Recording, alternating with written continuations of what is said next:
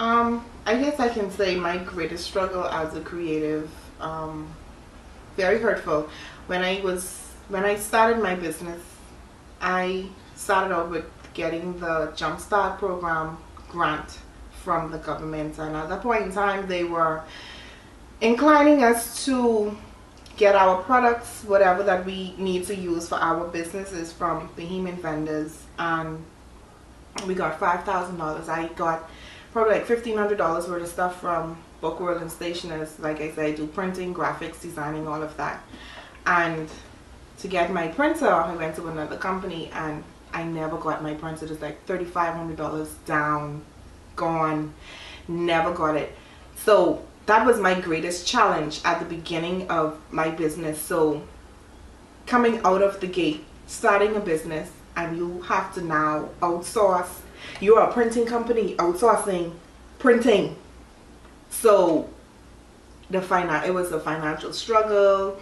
It was having to turn down jobs after jobs after jobs, because you can't be a printing company without a printer.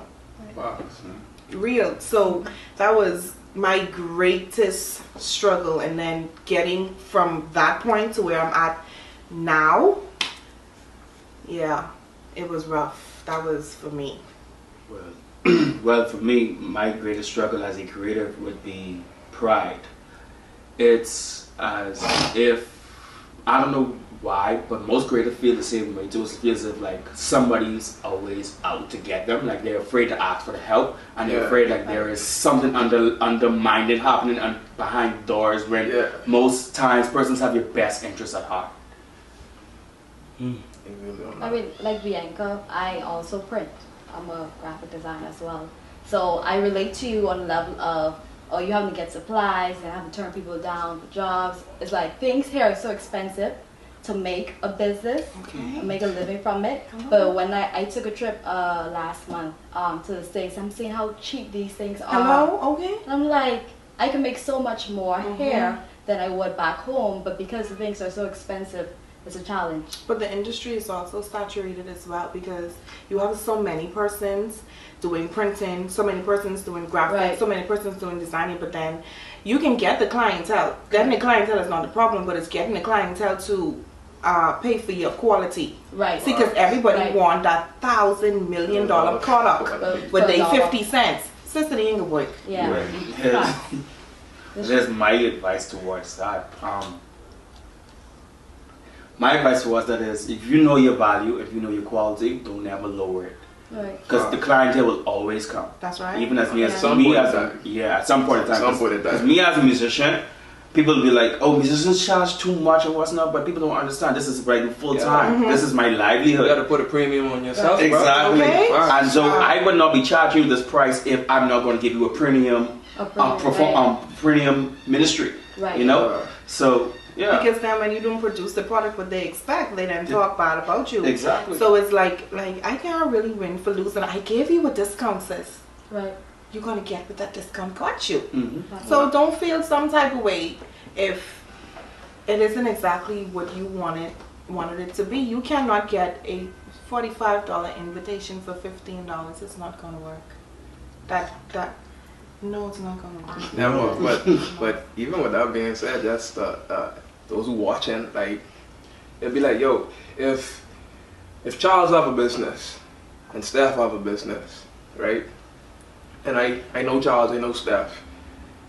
I shouldn't ask Charles for a discount.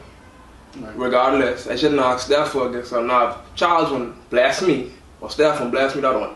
Charles and Steph. You know, but like, one of the hardest things that I know for a lot of creatives, especially in business, is like people expecting to get a discount just because they know you, or you treating yourself like you're $1 million company and they trying to treat you as if you're less than $1,000 company because they don't see the potential you have.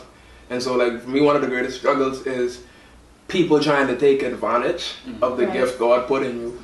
That's one of my greatest struggles. Like, for me, coming up, doing what I do, doing rapping and poetry, when I was younger, one of the biggest things I remember I used to say, I can't go in anybody's studio and let them manipulate or abuse us, what I love so much, because one of the things about being a creative is you're very passionate about whatever you do, whatever it is. You're like, I'm not gonna let you allow anybody to treat me like dung when I know I'm a diamond. Mm-hmm. And I think that's one of the greatest things we have to overcome. You know? That's a rap song. But for me, and it's sort of disconnected with what y'all are talking about. It's sort of challenging the status quo and what's expected. Yeah. So I work with a number of, I do community work, but I mean from the creative perspective. So I do a lot of writing, and I feel like we don't effectively communicate the things that are going on in the nonprofit and community industry. And so I spend a lot of my time finding creative ways to help people share their stories.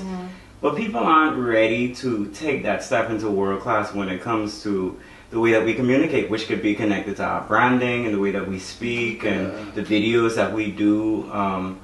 And so what I realize is a lot of people, and particularly from older generations, would have this grand idea of the way that they want to get their message across. The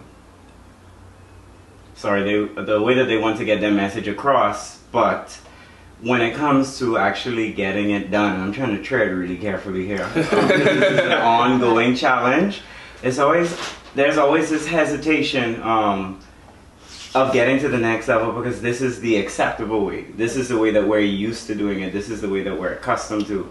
Some of the groups that I work with the young people, for example, it was meant to be a social intervention program, but we use dance and singing and all of these different things to get the kids involved. And I kid you not, there have been church people, and I think that's broad enough to say, that have seen what we've been doing with the young people, and because it didn't look like what they thought was the acceptable way of working with young people, the pushback was just crazy. I'm like, my team is literally sacrificing their Sunday, their off time to try and make a difference and use creativity as a way to bolster youth development. But because people aren't used to the way that this look is and getting to that next effective place, it's insane. There's no need to push back, but it's just there because this new wave is not something that we're accustomed to.